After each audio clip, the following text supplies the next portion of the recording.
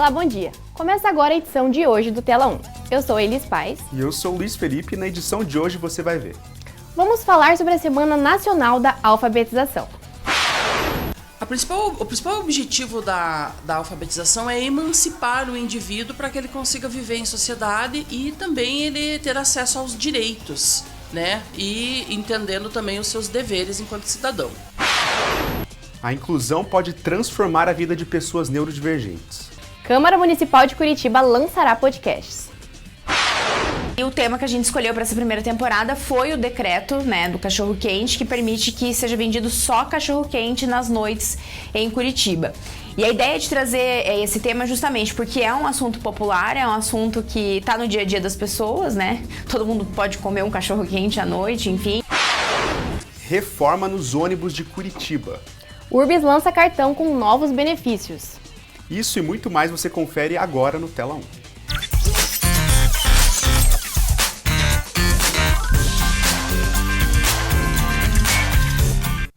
Nessa semana é comemorado o Dia Nacional da Alfabetização. Para o Brasil, ainda é um desafio atingir níveis satisfatórios de pessoas que leem e escrevem na idade adequada. Confira mais na reportagem de Camila Peixe. Pilar de toda a formação estudantil, a alfabetização foi fortemente impactada pelo período de isolamento social e de fechamento das escolas. Em novembro, é celebrado o Dia Nacional da Alfabetização, data que foi pensada para refletir sobre os desafios que o Brasil ainda enfrenta nesse processo. De acordo com a pesquisa Alfabetiza Brasil, baseada em dados do Sistema de Avaliação de Educação Básica, SAEB, em 2021, apenas 4 em cada 10 estudantes brasileiros do segundo ano do ensino fundamental não estavam alfabetizados. O levantamento mostrou ainda uma queda na percentagem de alfabetização infantil em comparação com 2019, quando mais de 6 crianças em cada 10 eram consideradas alfabetizadas. São consideradas alfabetizadas as crianças que conseguem ler palavras, frases e pequenos textos, localizar informações na superfície textual e escrever ortograficamente palavras, mesmo que com desvio ortográfico. Simone de Oliveira é pedagoga numa escola de educação infantil e comenta a importância da participação dos pais no processo de alfabetização. O principal objetivo da alfabetização é emancipar o indivíduo para que ele consiga viver em sociedade e também ele ter acesso aos direitos, E entendendo também os seus deveres enquanto cidadão. Estudantes alfabetizados até o segundo ano têm 2,6 vezes mais chance de atingirem um nível avançado de aprendizagem no quinto ano do ensino fundamental, segundo uma pesquisa realizada pelo Laboratório de Estudos e Pesquisas de Economia Social, LEPS, da Universidade de São Paulo e do Ceará. O papel da família, desde cedo, é estimular a criança com a leitura de livros, oportunizar que a criança vivencie um mundo, no mundo letrado, com escritas. Nós estamos num mundo cheio de escritas, então dando para essa criança essa oportunidade e ela ir se interessando pela língua. Caroline Cosmo é a mãe da Isabelle, de 6 anos. Ela conta que buscou incentivar a filha no processo de alfabetização, que aconteceu durante a pandemia, e ressalta a importância que isso teve na aprendizagem da filha. Então, nós incentivamos a nossa filha desde pequenininha com livros, com filmes, teatros, shows. A gente acha muito importante esse incentivo da família para a alfabetização. Então, às vezes vai sair, pergunta que letrinha que é, o que está escrito na placa, quando vai viajar. Então, a gente sempre estimulou dessa forma. Quando ela iniciou a escola, ela pegou bem o período da pandemia, então foram atividades remotas. Então a gente sabe que foi bem difícil, aprender por vídeo. E quando voltou para o híbrido, que era presencial, uma semana sim, uma semana não, devido a esse incentivo que a gente sempre forneceu para ela em casa, a gente percebeu que ela não apresentava tantas dificuldades em acompanhar o que a professora estava trabalhando. Realmente, Luiz? Principalmente por conta da pandemia também, eu acho que decaiu bastante. Muitas pessoas não tinham acesso à internet, não poderiam ter aula, O estímulo dos pais, Elis, é muito importante nessa fase e a leitura é indispensável para as crianças. Com certeza. Terminaram as reformas da Prefeitura de Curitiba nas estações tubo, desativadas. Confira agora. Nesta quinta-feira, dia 16 de novembro, encerram-se as obras nas estações tubo de Curitiba. As reformas que tiveram início no dia 6 de novembro, com 8 tubos da capital sendo desativados para as mudanças. A obra faz parte de um projeto de urbanização da cidade, que prevê a revitalização de 120 estações tubo até janeiro de 2024, com um investimento de 6,4 milhões de reais. As estações que entrarão em obra são Alto Boqueirão, Terminal do Campo Comprido, PUC, SIC Norte, Chapinhal, Parque Iguaçu, Terminal SIC e Terminal de Santa Felicidade. Para mais informações, acesse o site urbis.curitiba.pr.gov.br. Você sabia que no penúltimo sábado de novembro é comemorado o Dia Nacional do Combate à Dengue? Confira agora como estão os casos no país. Até o início deste mês, mais de 1.638.000 casos de dengue foram registrados no país, segundo dados do Ministério da Saúde. No Brasil, existe a predominância dos sorotipos 1 e 2 de dengue. Entretanto, dados apresentados pelo braço da OMS apontam que em 2024 existe a possibilidade de uma epidemia do sorotipo 3, comum no México e na América Central. Na cidade de São Paulo, houve uma alta de 9% comparado com o mesmo período do ano passado. No Paraná, já foi confirmado o primeiro óbito pela doença desde o início deste período epidemiológico. As cidades com mais casos registrados são Londrina, com 499 casos, Maringá, com 472 casos, Paranavaí, com 282 casos, Paranaguá, com 219 casos e Foz do Iguaçu, com 200 casos. Agora, mais do que nunca, é necessário que os cuidados básicos para a contenção do mosquito aconteçam. Medidas como limpar calhas, esvaziar e cobrir de terra ou areia os suportes para vasos de planta, atentar-se a objetos que podem acumular água parada, entregar pneus ao serviço de limpeza urbana, entre outros, são essenciais para que a prevenção aconteça. Realmente, a dengue é uma coisa que tem que tomar um cuidado maior, tem que ver se as vacinas estão certinhas e sempre conferir, né, Luiz? Questão de vaso e calha, pra ver se tá tudo certinho, né? Principalmente se a gente tem uma casa que pega muita chuva, né? Ali a parte de fora do terreno. E o tempo de Curitiba também não ajuda muito, Também não ajuda né? muito, então tem que tomar cuidado. Confira a programação de Natal de Curitiba que começa no próximo dia 22. Oi, Duda, tudo bem? Conte pra gente um pouquinho mais sobre isso. Bom dia, Elis. Bom dia, Luiz. Então, eu tenho uma ótima notícia para quem está ansioso pela chegada do Natal. Na próxima quarta-feira, dia 22 de novembro, começam as atrações do Natal de Curitiba, que esse ano terá como tema Encontro de Emoções. Serão mais de 100 atrações espalhadas por toda a cidade. E como eu falei, elas vão do dia 22 de novembro até o dia 23 de dezembro. Você pode conferir todas as datas, horários e locais através do site natal.curitiba.pr.gov.br.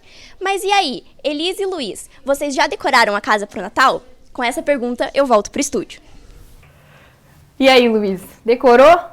Olha, eu confesso que eu tive bastante trabalho agora para fazer, então eu não tive tempo, mas eu vou dar uma passada ali na 15 mais tarde para comprar minhas luzinhas e aqueles pinheirinhos que eu vi que o pessoal já está comprando em massa. Bastante, né? Eu acho a coisa mais linda quando decoram a casa, fica tudo muito bonito. Lá em casa ainda não, mas a gente também tem essa tradição de juntar a família, montar o pinheirinho e fazer uma coisa linda, uma festinha, né, com a estrela no topo da árvore. Sim, que bom, né? Agora a gente vai falar do Festival Varilux de Cinema. É isso mesmo, Enzo? Bom dia. Muito bom dia, exatamente. Essa é a 10ª edição do festival e o bacana é que ele está acontecendo em mais de 60 cidades. São cerca de 20 filmes inéditos no país que você pode conferir até dia 22 de novembro, na próxima quarta-feira. Mas infelizmente o cinema ainda sofre com as consequências da pandemia do Covid-19 e o público se mantém longe das salas, que ele continua 44% menor do que de 2019. E o resultado médio por exibição é de somente 30 espectadores, o que é muito pouco para os nossos cinemas. E o cinema independente sofre ainda mais com essa queda, porque o festival tem como objetivo promover a imagem do cinema francês em todo o país. A globalização é muito importante. Então essa semana é uma oportunidade de ouro para aqueles que são amantes do cinema e gostariam de conferir um pouco mais dessa cultura. E aqui em Curitiba você pode achar esse filme disponível no Cine Passeio, na rede Cineplus, no Cineplex Novo Batel e no Cinépolis do Pátio Batel. Volto com vocês aí do estúdio. Obrigado pelas informações, Enzo. E agora a gente vai ver como que fica o clima no estado. Bom dia, Elis. Bom dia, Luiz. Tudo bem? Nessa quinta, aumenta a sensação de tempo abafado e também tem previsão de pancadas de chuva a qualquer momento do dia. Mas a previsão para Curitiba é que a mínima é de 21 graus e a máxima de 31 graus. Já para Maringá, a mínima é de 24 graus e a máxima de 36 graus. Em Londrina, mínima 21 graus, máxima 34 graus. Em Foz, 24 graus é a mínima e a máxima 31 graus. E é isso, gente, tá muito calor, mas acho que logo vem uma chuva por aí. Muito obrigada, Camila. E agora a gente vai para um rápido intervalo.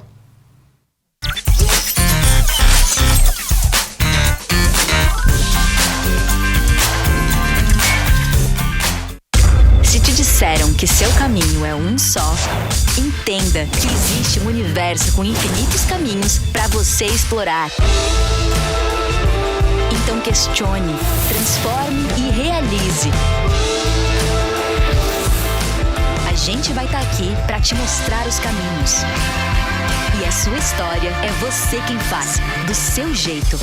Encontre seu caminho, faça a sua história. Universidade Positivo.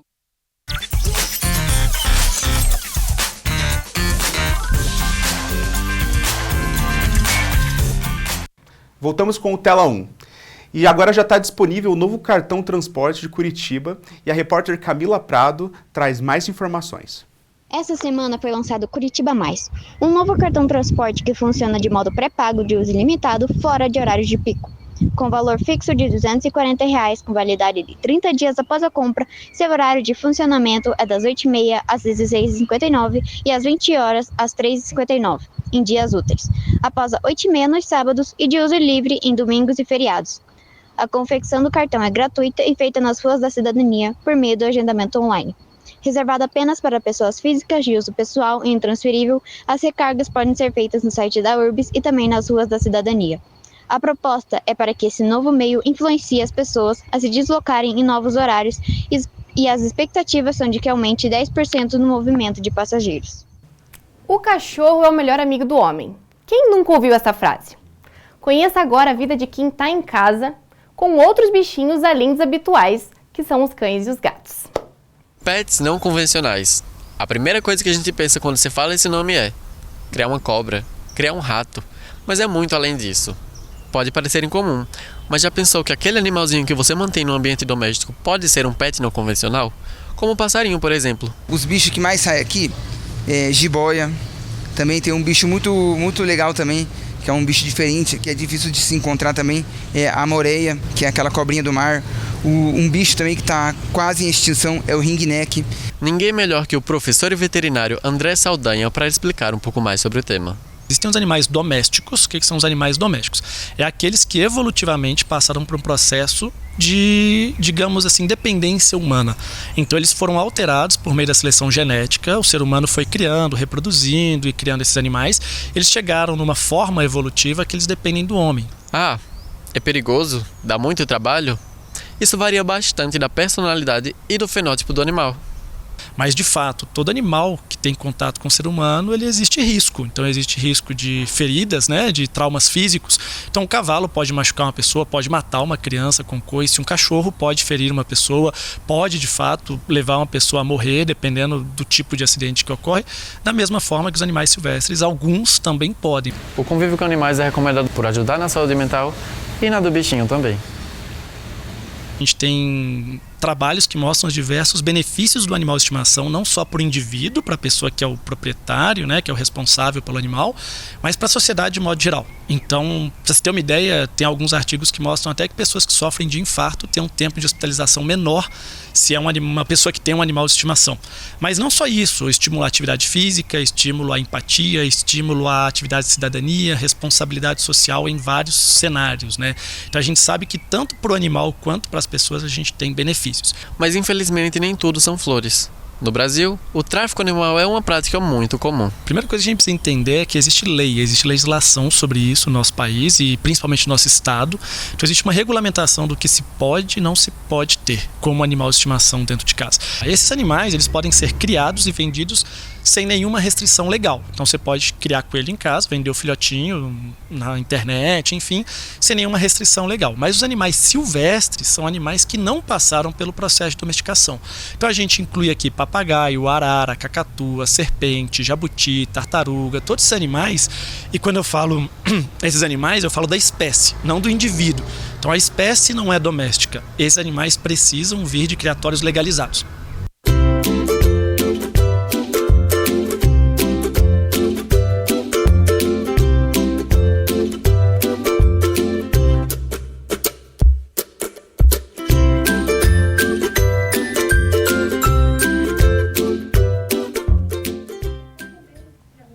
Que coisa mais fofa, né, Elisa? Eu sempre quis ter um ratinho. Depois você vê, eu tô até pensando em comprar. Nossa, que loucura, né? Você vê que saem muitos outros animais que a gente às vezes nem imaginava que poderiam sair. Mas realmente o ratinho é uma coisa que dá um... Muito bonito. Pegar na mão e brincar um pouquinho. Quem nunca quis, né? Muito fofo. Neste sábado acontece uma feira de artistas gráficos reunindo várias exposições. O repórter Lucas Novak conta mais sobre isso. Bom dia, Lucas. Bom dia, Luiz. Bom dia, Elis. Pelo segundo ano consecutivo, acontece a Feira Mamute na Praça Eufrásio Correia, e criada com o objetivo de promover artistas independentes. A feira, que reúne todos os tipos de artistas gráficos, literatura e música, vai acontecer no sábado, dia 18, das 11 da manhã às 8 da noite. E para conferir a programação completa, você acessa o Instagram do evento, @mamutefeira. Fico com vocês aí no estúdio. Muito obrigado, Lucas. E agora vamos falar de saúde mental. A saúde mental vai muito além do Setembro Amarelo. Uma psicóloga explica como devemos trabalhar na inclusão de pessoas neurodivergentes. Poucas universidades fazem esse trabalho de conscientização até da neurodivergência para fazer com que os outros alunos, as pessoas que são típicas, tenham um tratamento adequado ali com essas pessoas, né, com as pessoas que são neurodivergentes e que saibam lidar devidamente com tudo isso. Um gesto, um carinho e até mesmo um abraço pode transformar o dia de alguém para melhor.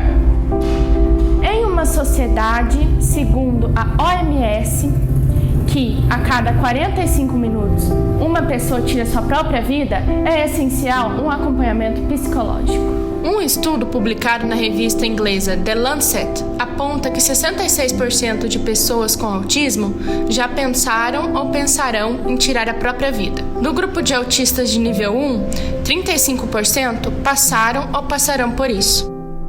A psicóloga Daiane Antunes é especialista no diagnóstico de crianças e adultos neurodivergentes e trabalha em uma clínica direcionada para estes casos, em tirar a vida. Às vezes são pessoas, quando não são diagnosticadas na infância e ali não tem um tratamento adequado, um acompanhamento adequado desde a infância, esses jovens podem acabar se sentindo isolados, mal compreendidos pela sociedade ao seu entorno, né? Porque muitos desses jovens vão ser diagnosticados só lá na fase adulta mesmo. Essa questão de eu não sei quem é o seu direito, eu sinto que eu sou estranho, mas não sei o que eu tenho, né? E aí isso faz com que eu também não me compreenda e não faça com que as outras pessoas me compreendam também. Márcia é mãe de Rafael, de 25 anos, um rapaz com autismo, que passou por momentos de tristeza profunda na escola. Ela explica que a falta de empatia das pessoas contribuiu para que Rafael enfrentasse dificuldades na adolescência. A desinformação ela é muito perigosa, porque as pessoas, na base do achismo, elas vão tirando conclusões, assim. Pediram para ele se retirar de 4 escolas até que eu consegui uma quando ele tinha 8 anos.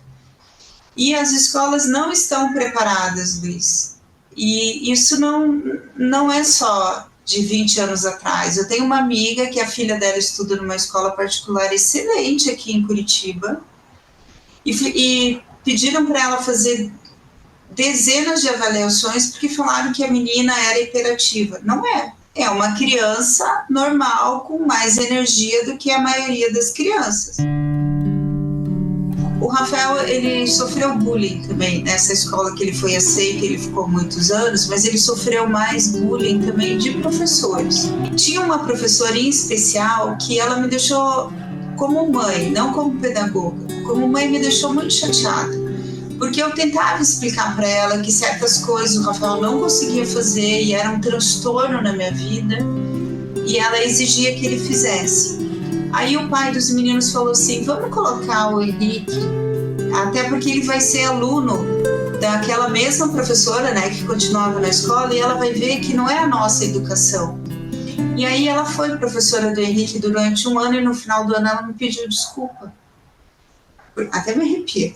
Porque ela disse assim que ela viu que não era da família, que não era o jeito que a gente criava, porque o Henrique era uma criança diferente, porque não tinha as características do Rafael.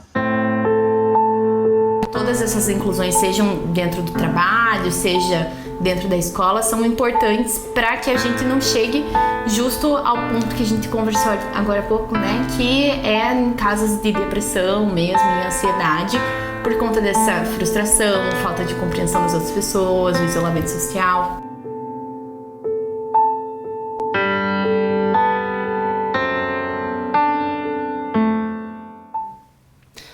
Elisa, a gente às vezes não se coloca no lugar das outras pessoas, né, no lugar de uma mãe. E ouvindo o relato de uma mãe que tem um filho autista, que já passou por uma situação de desespero, de angústia emocional, a gente pensa 2 vezes antes de falar alguma coisa, a gente pensa 2 vezes e fala assim, olha, essa pessoa tem uma família, essa pessoa é diferente de mim, mas eu também sou diferente de muitas pessoas, né? Eu acho que esse VT é importante para a gente refletir e se colocar no lugar da outra pessoa. Eu não tenho dúvidas, né? A empatia, ela tá aí pra ser usada, né? A gente sempre tem que acolher, e a pessoa tá no nosso convívio, a pessoa é tão boa quanto nós, entende? Tipo, e são características, às vezes, específicas que a pessoa tem que nós também temos. Uhum. Então a gente tem que aprender a respeitar e acolher essas pessoas cada vez mais. Com certeza. Você sabe o que acontece dentro da Câmara Municipal de Curitiba? Bom, serão lançados 14 novos podcasts produzidos dentro do novo estúdio da Câmara, que visam aproximar a população ainda mais dos trabalhos realizados dentro da casa. O Palácio Rio Branco é um prédio imponente, situado bem no centro da capital paranaense. Meio misterioso e até um pouco intimidador, ele passa despercebido por quem percorre a região corriqueiramente. As paredes amarelas claras e as alvas torres greco-romanas sediam o poder legislativo de Curitiba. É ali onde se discutem e aprovam projetos de leis, que mais adiante serão elaborados e executados pelo Poder Executivo. No início do mês de outubro, após alguns atrasos burocráticos, foi apresentado pela diretora de Comunicação Social, Patrícia Tressoldi, e o atual presidente da Câmara Municipal, Marcelo Fatinello, os novos podcasts com selo CMC Podcasts. O primeiro programa que vai ao ar é sobre Vina? Sim, a Terra Divina. E o tema que a gente escolheu para essa primeira temporada foi o decreto, né, do cachorro-quente, que permite que seja vendido só cachorro-quente nas noites em Curitiba. E a ideia de trazer esse tema justamente porque é um assunto popular, é um assunto que está no dia a dia das pessoas, né? Todo mundo pode comer um cachorro-quente à noite, enfim. Algumas pessoas, alguns curitibanos nem sabem disso, nem sabem desse decreto. E a ideia é trazer os vereadores aqui para que justamente eles expliquem de uma maneira bem acessível para a população o que a Câmara pode fazer em relação a esse decreto. Ao todo, serão 14 programas divididos em 3 eixos, todos gravados dentro do novo estúdio da Câmara Municipal. O primeiro programa, o Pode Não Pode, estreia no dia 20 de novembro. A primeira temporada contará com 4 episódios onde serão discutidos o controle de legalidade feito pela Comissão de Constituição e Justiça. Então a gente fica antenado nas novas plataformas. Surgiu o TikTok, vamos entender como é o TikTok, como é que é esse movimento agora do Twitter, que nem se chama mais Twitter, enfim, mas como que é esse movimento? O pessoal tá indo para outra plataforma, para o Threads, não está? Então a gente busca entender essas plataformas, entender como trabalhar o tema nessas plataformas, mas o nosso foco é sempre estar em todas e ir fazendo esse teste, né? Testando o que dá certo, o que não dá, e mantendo o que tá legal e inventando coisas novas. Projetos como este, pensado pelo Departamento de Comunicação Social da Câmara Municipal de Curitiba, visam aproximar cada vez mais a população dos trabalhos que acontecem dentro da casa e a melhorar essa relação que deveria existir entre os dois mundos. E a gente entende que esse é um movimento de mercado que já vem acontecendo há muitos anos, e a gente sempre em busca dessa comunicação mais moderna, né, enfim, e deixar mais próximo o legislativo da população, a gente entende que essa é mais uma ferramenta de comunicação com a população. É importante lembrar que, enquanto os projetos de lei são discutidos dentro da Câmara, existem sessões abertas à participação popular. São nesses momentos em que a voz do povo é escutada pelos parlamentares, tornando-se assim agentes ativos no fazer político da sociedade. Eu acho muito interessante porque democratiza ali o conhecimento em relação às leis. Eu acho muito interessante. Quero saber o nome e quero acompanhar. E agora a gente vai com o Felipe Botega para o Tela 1 Esportes.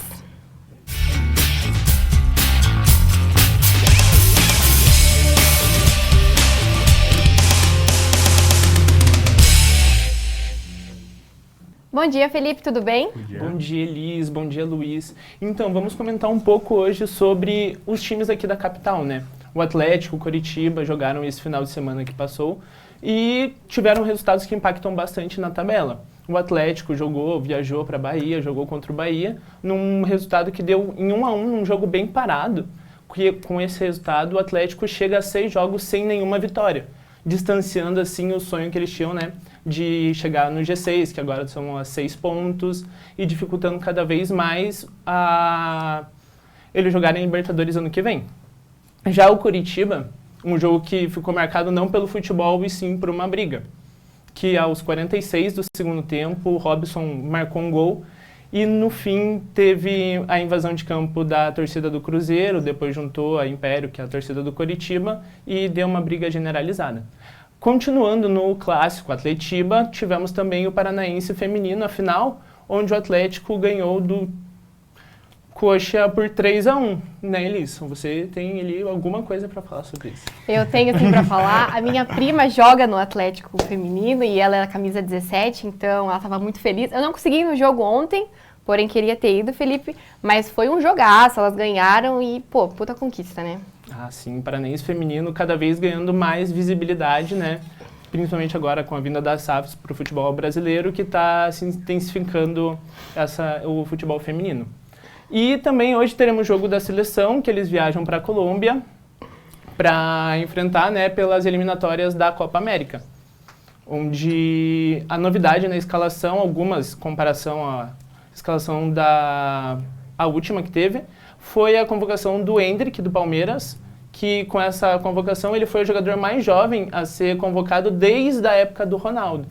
E de esportes é isso, volto com vocês. Hein? Muito obrigada, Felipe. Juliette se apresenta amanhã em Curitiba. Mais informações sobre os ingressos você confere com a repórter Tatiane Andrade. Bom dia, Tatiane. Bom dia, Elis. Bom dia, Felipe.